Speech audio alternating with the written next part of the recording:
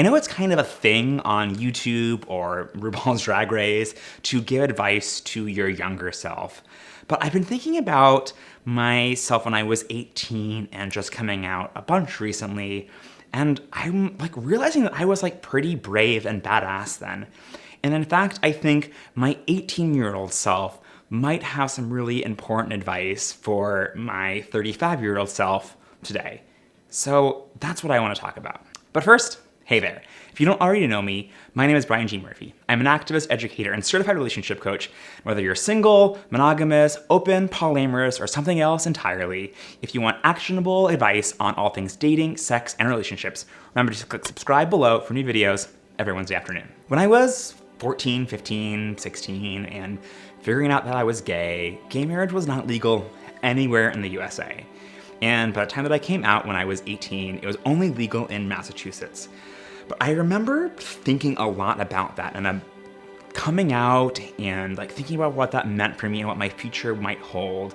And I just remember having this like confidence that like, I'm gonna come out. It doesn't matter if I can't get legally married. It's going to be worth it. I am going to like find and form a family of my own. No one's gonna be able to tell me that I like can't call my husband a husband. I'm just gonna call him that. I had never had a boyfriend. At that point, I hadn't even kissed a boy yet. And I just had this sense of like, I can do this. This is important.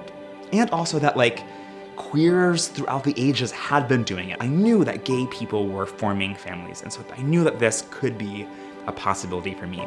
And even if the legal structures and support wasn't there, I was gonna do it anyways. And even if the church that I grew up in wasn't going to recognize it, I was still going to do it. And there's a boldness there that I think along the way I might have lost. That as gay marriage is now legal in all 50 states in the US, and as non-discrimination protections are becoming increasingly common, and as it's more accepted in society and more accepted in religion, it's easy to fall into that and get comfortable in that and want to just sort of like default to the status quo. And this is especially relevant for those of us who our queerness as like a connection to politics and history is important to us, or for those of us who are in open or polyamorous relationships.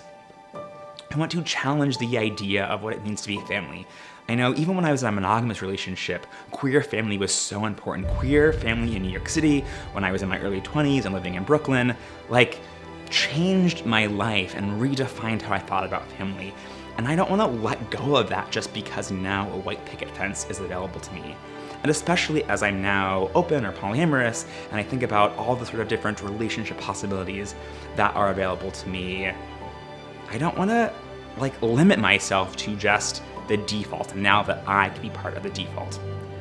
But I also know that like the allure is real, and when I was 18, then there like gay marriage wasn't an option. Like being in a monogamous gay marriage or being in a polyamorous gay marriage, it was all the same. It was all not legal. And now that I have the option of legal marriage to just one person, like ostensibly monogamous, that appeal is real. It comes with a lot of both legal and social benefits.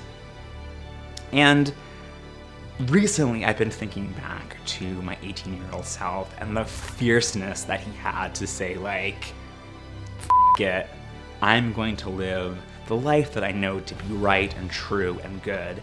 And if I have to, I'm going to like conform society to that vision. And it's been really cool to see all the ways in which LGBT equality has progressed. And I still know that there's more to be done, and especially more when it comes to like queering justice. And so I want to borrow some of that chutzpah from my 18-year-old self and say like, I'm not going to be lulled into the status quo that I know doesn't serve us all well, and instead be brave enough to live into a life that is fulfilling for me and healing for our communities. So that's the message that I want to leave with you today. If you're in some sort of non-traditional relationship, I know it can sometimes be scary and isolating, but also remember that there are lots of us out there, and it's not a new thing, that people have been in open and polyamorous relationships for centuries, millennia even.